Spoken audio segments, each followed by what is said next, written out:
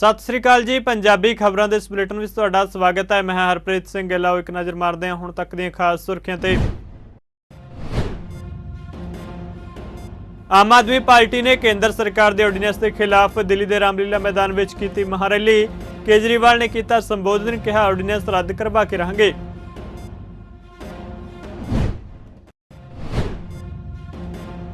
पंजाब के मुख्यमंत्री भगवंत मान ने रामलीला मैदान में वड्डे इकट्ठ नूं कीता संबोधन। मोदी सरकार उत्ते कीते शब्दी वार।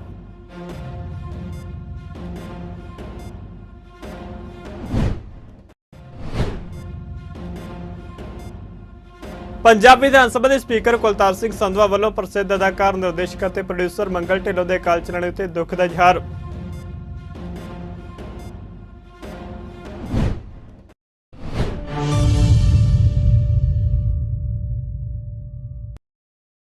ते हुण खबरां विस्तार नाल। आम आदमी पार्टी ने केंद्र सरकार के ऑर्डीनेंस के खिलाफ दिल्ली के रामलीला मैदान में अज महारैली की, जिस विच दिल्ली के मुख्यमंत्री अरविंद केजरीवाल, पंजाब के मुख्यमंत्री भगवंत मान, दिल्ली के कैबिनेट मंत्रियों, सीनियर वकील कपिल सिब्बल ने शमूलियत की। इस मौके केजरीवाल ने अपने संबोधन में कहा कि 12 साल पहला इस मैदान तो भ्रिष्टाचार के खिलाफ हुंकार भरी सी। हुण वो एक बार फिर तानाशाह सरकार नूं ललकारन लई इस मैदान उत्ते इकट्ठे हुए ने। उन्हें कहा कि जदों केंद्र सरकार दिल्ली के मंत्री नूं जेलां विच पाउण नाल कोई काम ना कर सकी तां फिर वो ऑर्डीनेंस लैके आई। उन्हें कहा कि ऑर्डीनेंस दिल्ली की जनता उत्ते थोपिया जा रहा है। दिल्ली के सारे 7 संसद मैंबर सदन विच लुके हुए ने। अरविंद केजरीवाल ने कहा कि देश में जनतंत्र खत्म हो रहा है। उन्हें कहा कि असीं ऑर्डीनेंस नूं रद्द करवा के रहेंगे। यह बहुत पवित्र मंच है। आज से 12 साल पहले भ्रष्टाचार के खिलाफ इकट्ठे हुए थे। आज इसी मंच से एक अहंकारी तानाशाह को इस देश से हटाने के लिए फिर से इकट्ठे हुए हैं। दोस्तों, तानाशाही को खत्म करने के लिए फिर से इकट्ठे हुए हैं। और जैसे उस वक्त भ्रष्टाचार के खिलाफ आंदोलन हमारा सफल हुआ था, आज इसी मंच से जो आंदोलन शुरू हो रहा है, हमारे देश के अंदर जो तानाशाही लाई जा रही है उसे खत्म करने का जो आंदोलन शुरू हो रहा है, जनतंत्र को खत्म करने का जो आंदोलन शुरू हो रहा है, संविधान को बचाने का जो आंदोलन आज शुरू हो रहा है, बहुत जल्दी इस आंदोलन को भी सफलता मिलेगी। 75 साल के भारत के इतिहास में पहली बार एक प्रधानमंत्री आया है जो कहता है मैं सुप्रीम कोर्ट को नहीं मानता। पूरे देश के लोग स्तब्ध हैं। पूरे देश के लोगों को यकीन नहीं हो रहा। इतना अहंकारी प्रधानमंत्री को इतना अहंकार। प्रधानमंत्री कहता है मैं सुप्रीम कोर्ट को नहीं मानता। देश के गली गली में चर्चा हो रही है, घर घर में चर्चा हो रही है। ये मोदी जी को क्या हो गया?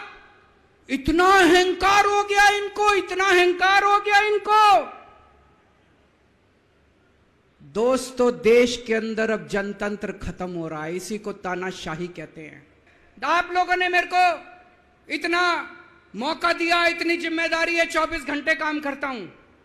ये लोग मेरे को जितनी मर्जी गाली दे लें, लेकिन इस बार इन लोगों ने आपका अपमान किया है। आपकी वोट की कीमत, आपका वोट का अपमान किया है। यह मैं बर्दाश्त नहीं कर सकता। आपके अपमान को मैं बर्दाश्त नहीं कर सकता। इसको किसी हालत में नहीं होने देंगे। दिल्ली के लोगों के वोट का जो इन्होंने अपमान किया है, मोदी जी ने तमाचा मारा है दिल्ली के लोगों को, इसको बर्दाश्त नहीं कर सकते। इसको ठीक करा के रहेंगे। इस अध्यादेश को खारिज करा के रहेंगे।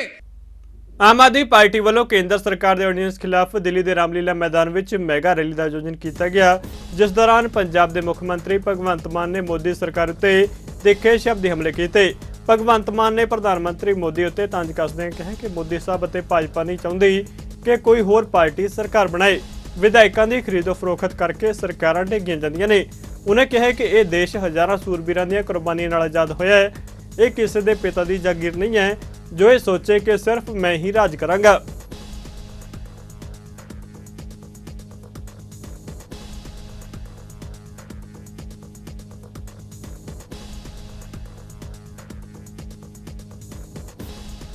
आज सिर्फ हमने जनता तक ये बात पहुंचानी है कि कैसे आपके अधिकारों को छीना जा रहा है। आप धूप में, आप धुंध में, ठंड में, गर्मी में खड़े होकर पोलिंग बूथ पर लाइन में लगकर वोट डालते हो कि ये मेरा पसंदीदा नेता है, मैं इसको अपने हल्के से विधानसभा भेजूंगा तो अच्छे कानून बन के आएंगे, मेरे इलाके का काम होगा। लेकिन मोदी साहब, ये भाजपा वाले ये चाहते ही नहीं है इनके बिना किसी और की गवर्नमेंट बन जाए। अगर चुनाव से भाजपा की गवर्नमेंट किसी राज्य में नहीं बनती तो ये उपचुनाव से बना लेते हैं। उसके 25 खरीद लो, 30 खरीद लो, फिर दोबारा उपचुनाव करवा लो, बाई इलेक्शन करवा लो, फिर कह दो राज्यपाल को सुबह 4 बजे जगा लो, जी ओथ सेरेमनी है, एक बार मुख्यमंत्री को ओथ दिलवा दो, बाकी बाद में देख लेंगे। ये चल रहा है। बीजेपी, भारतीय जुगाड़ू पार्टी, ये जुगाड़ करते रहते हैं कोई ना कोई। तो उसी तरह से दिल्ली में सरकार है, आप लोगों ने वोट डाले, मुख्यमंत्री अरविंद केजरीवाल जी हैं, तो अगर वो काम ही नहीं कर पाएंगे, अगर वो अफसरों को ऑर्डर नहीं दे पाएंगे, अगर वो किसी भ्रष्ट अफसर की बदली नहीं कर पाएंगे, उनको सस्पेंड नहीं कर पाएंगे, तो सिस्टम कैसे चलेगा? अगर 140 करोड़ जनता ये तय कर ले कि हमने देश को बचाना है तो देश बच जाएगा। वरना ये मीडिया वाले खड़े हैं, दिखाना है दिखा दो, वरना चलो आने का शुक्रिया, चलो ये कैमरे लेके तो आ गए, चलो चलाना ना चलाना तो इनके बॉसेस का काम है, कम से कम हमारी तरफ मुंह तो कर रखे कैमरों के। ये इतने अहंकारी हो गए हैं बीजेपी वाले, अगर ये 2024 में जीत गए, ये संविधान बदल देंगे, उसके बाद इलेक्शन नहीं होंगे देश में, प्रधानमंत्री जी हमारे नरेंद्र पुतिन बन जाएंगे, नरेंद्र मोदी की जगह। उन पुतिन ने भी ये कर रखा है कि 35 साल में ही रहूंगा राष्ट्रपति, ये आने वाला नरेंद्र पुतिन है। पंजाब विधानसभा के स्पीकर कुलतार सिंह संधवा ने प्रसिद्ध अदाकार, निर्देशक और प्रोड्यूसर मंगल ढिल्लों के अकाल चलाने उत्ते डूंघे दुख का इजहार किया है। अपने सोग सुनेहे विच सरदार कुलतार सिंह संधवा ने कहा कि फरीदकोट जिले के पिंड वांदर जटाणा विच जन्म लैके इलाके का नाम देशों विदेशों में रोशन करने वाले प्रसिद्ध अदाकार, निर्देशक और फिल्म निर्माता मंगल ढिल्लों का बेवक्त विछोड़ा असहाय और अकाया है। उन्हें कहा कि मंगल ढिल्लों के विछोड़े नाल फिल्म जगत नूं ना पूरा जाने वाला घाटा पिया। मंगल ढिल्लों तकरीबन 1 महीने तो लुधियाना के एक हस्पताल में जहरीला सन। कई मशहूर हिंदी और पंजाबी फिल्मां और टीवी सीरीलों में उन्होंने दमदार रोल अदा किए हैं, जिसलिए उन्होंने वकारी पुरस्कार नाल सन्मानित भी किया जा चुका है। कुलतार सिंह संधवा ने अकाल पुरख अगे अरदास की कि वह विछड़ी रूह नूं अपने चरणों में सदैवी निवास बख्शण और पिछे परिवार नूं भाणा मनण दा बल बख्शण।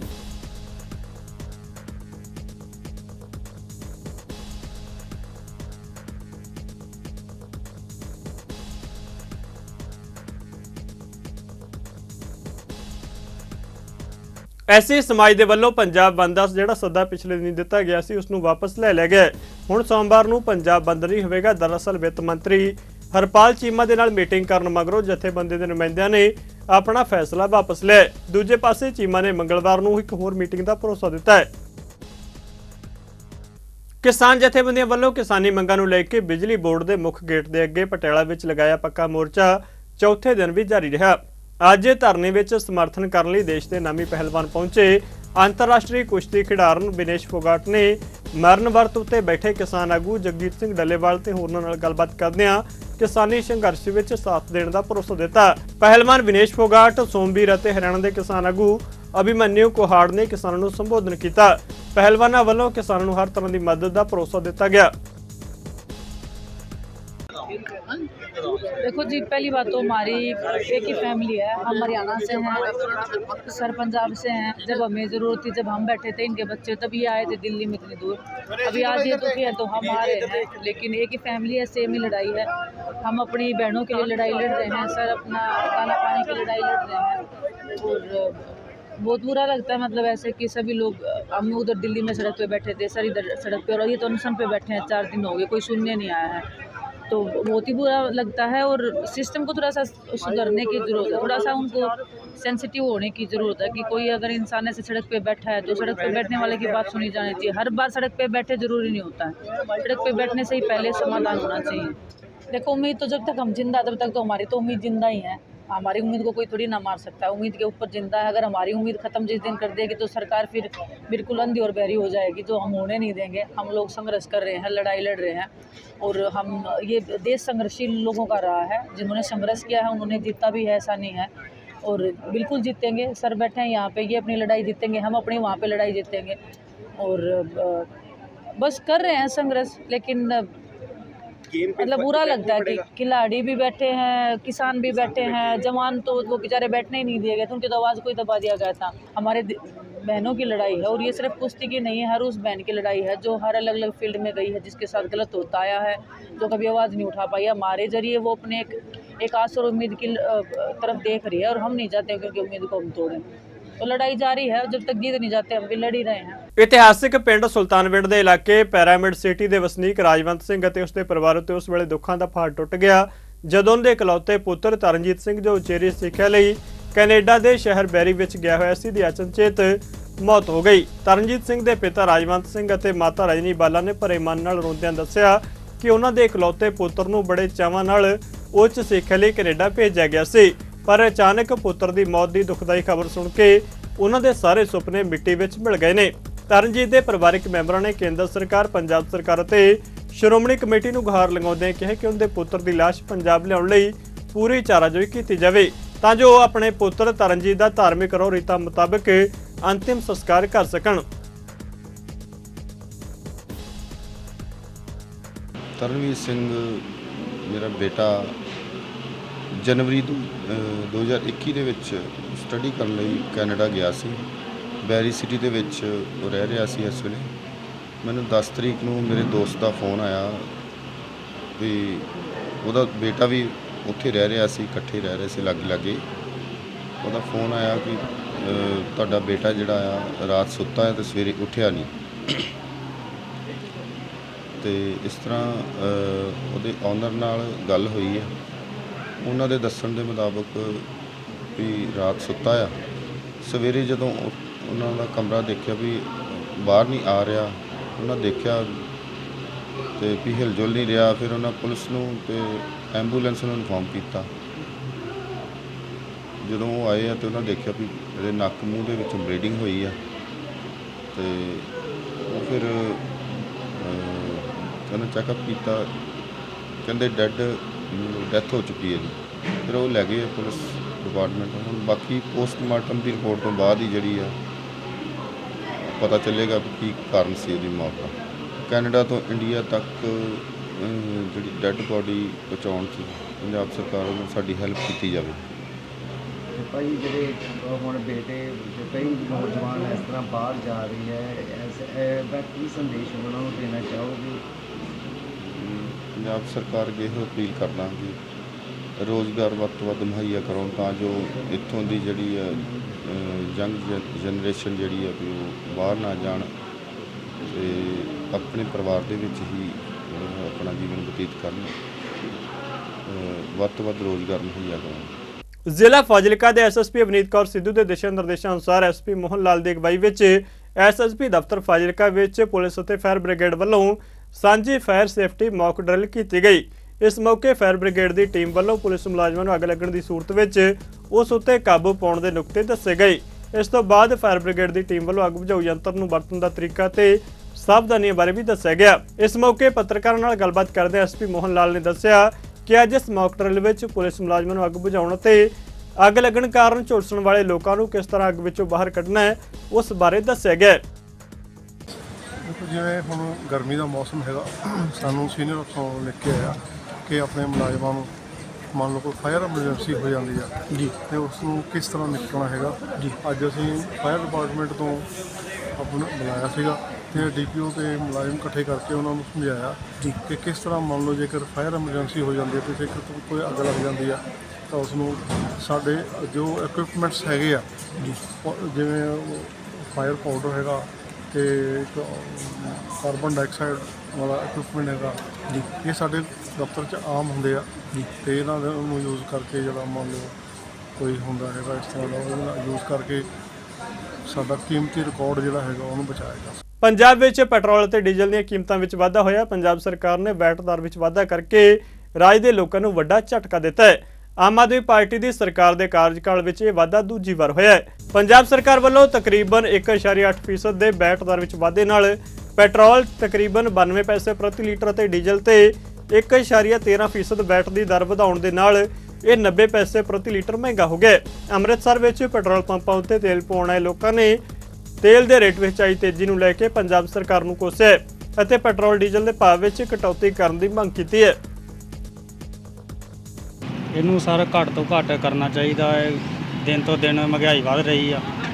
ਲੋਕਾਂ ਦੇ ਚਲੋ ਦਿਹਾੜੀ ਦੇ ਮਹਾਂ ਖਰਚੇ ਪੂਰੇ ਹੁੰਦੇ ਆ ਕਿ ਮੰਨ ਲਓ ਬੰਦਾ 400 ਰੁਪਈਆ ਦਿਹਾੜੀ ਲਾਉਂਦੇ, ਰੋਜ਼ ਦਾ 100 ਰੁਪਏ ਦਾ ਤੇਲ ਲਾਓ ਤੁਸੀਂ, ਤੇ ਮਤਲਬ ਕਿ ਘੱਟ ਤੋਂ ਘੱਟ ਜੋ ਹੋ ਸਕਦਾ ਸਰਕਾਰ ਨੂੰ ਕਰਨਾ ਚਾਹੀਦਾ। ਭਾਈ ਰੇਟ ਤਾਂ ਵਧਣਾ ਨਹੀਂ ਚਾਹੀਦਾ ਕਿਉਂਕਿ ਅੱਗੇ ਬੜੀ ਮੁਸ਼ਕਿਲ ਆ ਤੇਲ ਪਵਾਉਣਾ ਤੇ ਇਸ ਕਰਕੇ ਮੈਂ ਕਹਿੰਦਾ ਵੀ ਰੇਟ ਘੱਟ ਹੋਣਾ ਚਾਹੀਦਾ, ਵਧਣਾ ਨਹੀਂ ਚਾਹੀਦਾ। ਤੇ ਇਹ ਤਾਂ ਸਰਕਾਰ ਨੂੰ ਇਹੋ ਬੇਨਤੀ ਆ ਵੀ ਰੇਟ ਘੱਟ ਕਰਨ, ਵੀ ਨਾ ਵਧਾਇਆ ਜਾਵੇ ਰੇਟ। ਜ਼ਿਲ੍ਹਾ ਫਤਿਹਗੜ੍ਹ ਸਾਹਿਬ ਦੇ ਪਿੰਡ ਚੋਲਟੀ ਖੇੜੀ ਵਿਖੇ ਇੱਕ ਨੌਜਵਾਨ ਦੀ ਕਰੰਟ ਲੱਗਣ ਨਾਲ ਮੌਤ ਹੋਣ ਤੇ ਦੂਸਰੇ ਨੌਜਵਾਨ ਦੇ ਗੰਭੀਰ ਰੂਪ ਵਿੱਚ ਜ਼ਖਮੀ ਹੋਣ ਦਾ ਮਾਮਲਾ ਸਾਹਮਣੇ ਆਇਆ ਹੈ। ਜ਼ਿਕਰਯੋਗ ਹੈ ਕਿ ਨੌਜਵਾਨ ਸ਼ਾਹਬਾਜ਼ ਨੇ ਅਗਲੇ ਹਫ਼ਤੇ ਤੱਕ ਵਿਦੇਸ਼ ਵਿੱਚ ਆਪਣੀ ਅਗਲੇਰੀ ਪੜ੍ਹਾਈ ਕਰਨ ਲਈ ਜਾਣਾ ਸੀ, ਪਰ ਇਸ ਮੰਦਭਾਗੀ ਘਟਨਾ ਦੇ ਵਾਪਰਨ ਨਾਲ ਇਲਾਕੇ ਵਿੱਚ ਸੋਗ ਦੀ ਲਹਿਰ ਫੈਲ ਗਈ ਹੈ। ਨੌਜਵਾਨ ਸ਼ਾਹਬਾਜ਼ ਸਿੰਘ ਦੇ ਪਰਿਵਾਰਕ ਮੈਂਬਰਾਂ ਨੇ ਦੱਸਿਆ ਕਿ ਹਾਦਸਾ ਬਿਜਲੀ ਦੀਆਂ ਢਿੱਲੀਆਂ ਤਾਰਾਂ ਹੋਣ ਕਾਰਨ ਵਾਪਰਿਆ। ਉਹਨਾਂ ਦੱਸਿਆ ਕਿ ਸ਼ਾਹਬਾਜ਼ ਸਿੰਘ ਅਤੇ ਦੂਜਾ ਨੌਜਵਾਨ ਆਪਣੇ ਘਰ ਵੱਲ ਨੂੰ ਲੋਹੇ ਦੀ ਪੌੜੀ ਲੈ ਕੇ ਆ ਰਹੇ ਸੀ। ਗਲੀ ਦੇ ਵਿੱਚ ਬਿਜਲੀ ਦੀਆਂ ਢਿੱਲੀਆਂ ਤਾਰਾਂ ਦੇ ਨਾਲ ਲੋਹੇ ਦੀ ਪੌੜੀ ਲੱਗਣ ਨਾਲ ਪੌੜੀ ਵਿੱਚ ਕਰੰਟ ਆ ਗਿਆ, ਜਿਸ ਕਾਰਨ ਸ਼ਾਹਬਾਜ਼ ਸਿੰਘ ਦੀ ਮੌਤ ਹੋ ਗਈ, ਜਦਕਿ ਦੂਜਾ ਨੌਜਵਾਨ ਗੰਭੀਰ ਰੂਪ ਵਿੱਚ ਝੁਲਸ ਗਿਆ, ਜਿਸ ਨੂੰ ਹਸਪਤਾਲ ਵਿੱਚ ਭਰਤੀ ਕਰਵਾਉਣਾ ਪਿਆ। ਇਹ ਇਦਾਂ ਹੋਇਆ ਜੀ ਵੀ ਸਾਡੇ ਘਰ ਦੇ ਮੂਹਰੇ ਤਾਰਾਂ ਲਟਕਦੀਆਂ ਸੀ, ਕੇਬਲਾਂ, ਤੇ ਇੱਕ ਪਿੰਡ ਦੀ ਪੰਚਾਇਤ ਵੱਲੋਂ ਸਟਰੀਟ ਲਾਈਟਾਂ ਲਈ ਘੋੜੀ ਬਣਵਾਈ ਹੋਈ ਹੈ। ਉਹ ਪਿੰਡ ਦੇ ਦੂਜੇ ਪਾਸੇ ਗਰਾਊਂਡ ਕੋਲ ਖੜੀ ਸੀ। ਉਸ ਨੂੰ ਲਾਉਣ ਗਿਆ ਤੇ ਬੇਟਾ ਸੀ ਨਾਲ ਸਰਪੰਚ ਤੇ ਸ਼ਾਹਬਾਜ਼ ਸਿੰਘ ਤੇ ਇੱਕ ਪਰਮਪਾਲ ਸਿੰਘ, ਉਹ ਛੋਟਾ ਬੱਚਾ ਹੈ 7 ਸਾਲ ਦਾ।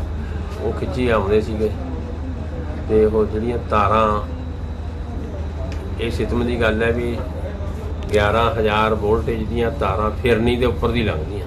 ਜ਼ਿਲ੍ਹਾ ਬਠਿੰਡਾ ਵਿੱਚ ਅਪਰਾਧੀਆਂ ਦੇ ਹੌਸਲੇ ਇਸ ਕਦਰ ਬੁਲੰਦ ਨੇ ਕਿ ਉਹਨਾਂ ਵੱਲੋਂ ਘਰਾਂ ਵਿੱਚ ਇਕੱਲੀਆਂ ਔਰਤਾਂ ਨੂੰ ਨਿਸ਼ਾਨਾ ਬਣਾਉਣਾ ਸ਼ੁਰੂ ਕਰ ਦਿੱਤਾ ਗਿਆ ਹੈ। ਬਠਿੰਡਾ ਦੀ ਨਵੀਂ ਬਸਤੀ ਵਿੱਚ ਘਰ ਵਿੱਚ ਬੀਨਾ ਨਾਮਕ ਔਰਤ ਦਾ ਕਿਸੇ ਅਣਪਛਾਤੇ ਵਿਅਕਤੀ ਵੱਲੋਂ ਗਲਾ ਘੁੱਟ ਦਿੱਤਾ ਗਿਆ। ਘਟਨਾ ਦਾ ਉਸ ਵੇਲੇ ਪਤਾ ਲੱਗਿਆ ਜਦੋਂ ਪੀੜਤ ਨੇ ਜ਼ੋਰ-ਜ਼ੋਰ ਦੀ ਦਰਵਾਜ਼ਾ ਖੜਕਾਇਆ, ਜਿਸ ਉੱਤੇ ਆਸ-ਪਾਸ ਦੇ ਲੋਕਾਂ ਨੇ ਔਰਤ ਨੂੰ ਘਰੋਂ ਚੁੱਕ ਕੇ ਹਸਪਤਾਲ ਪਹੁੰਚਾਇਆ, ਜਿੱਥੇ ਉਸ ਨੂੰ ਮੁੱਢਲੀ ਸਹਾਇਤਾ ਦੇਣ ਤੋਂ ਬਾਅਦ ਏਮਜ਼ ਬਠਿੰਡਾ ਭੇਜ ਦਿੱਤਾ ਗਿਆ। ਉਧਰ ਘਟਨਾ ਦਾ ਪਤਾ ਲੱਗਦੇ ਹੀ ਡੀਐਸਪੀ ਸਿਟੀ ਵਿਸ਼ਵਜੀਤ ਸਿੰਘ ਮਾਨ ਹਸਪਤਾਲ ਪਹੁੰਚੇ। ਉਹਨਾਂ ਦੱਸਿਆ ਕਿ ਨਵੀਂ ਬਸਤੀ ਵਿੱਚ ਅਣਪਛਾਤੇ ਵਿਅਕਤੀ ਵੱਲੋਂ ਔਰਤ ਦਾ ਗਲਾ ਘੁੱਟਣ ਦੀ ਕੋਸ਼ਿਸ਼ ਕੀਤੀ ਗਈ ਹੈ। ਫਿਲਹਾਲ ਉਹ ਮੌਕੇ ਤੇ ਪਹੁੰਚੇ ਨੇ ਤੇ ਘਟਨਾ ਦੀ ਜਾਂਚ ਕੀਤੀ ਜਾ ਰਹੀ ਹੈ।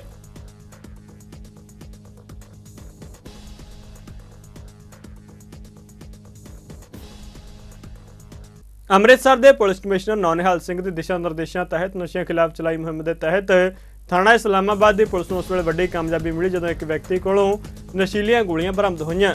ਇਸ ਮੌਕੇ ਪੁਲਿਸ ਅਧਿਕਾਰੀ ਏਸੀਪੀ ਸੁਰਿੰਦਰ ਸਿੰਘ ਨੇ ਮੀਡੀਆ ਨਾਲ ਗੱਲਬਾਤ ਕਰਦਿਆਂ ਦੱਸਿਆ ਕਿ ਪੁਲਿਸ ਟੀਮ ਨੇ ਮੁਖਬਰ ਦੀ ਇਤਲਾਹ ਉੱਤੇ ਕਾਰਵਾਈ ਕਰਦੇ ਇੱਕ ਵਿਅਕਤੀ ਨੂੰ 10,000 ਤੋਂ ਵੱਧ ਨਸ਼ੀਲੀਆਂ ਗੋਲੀਆਂ ਸਮੇਤ ਕਾਬੂ ਕੀਤਾ ਹੈ।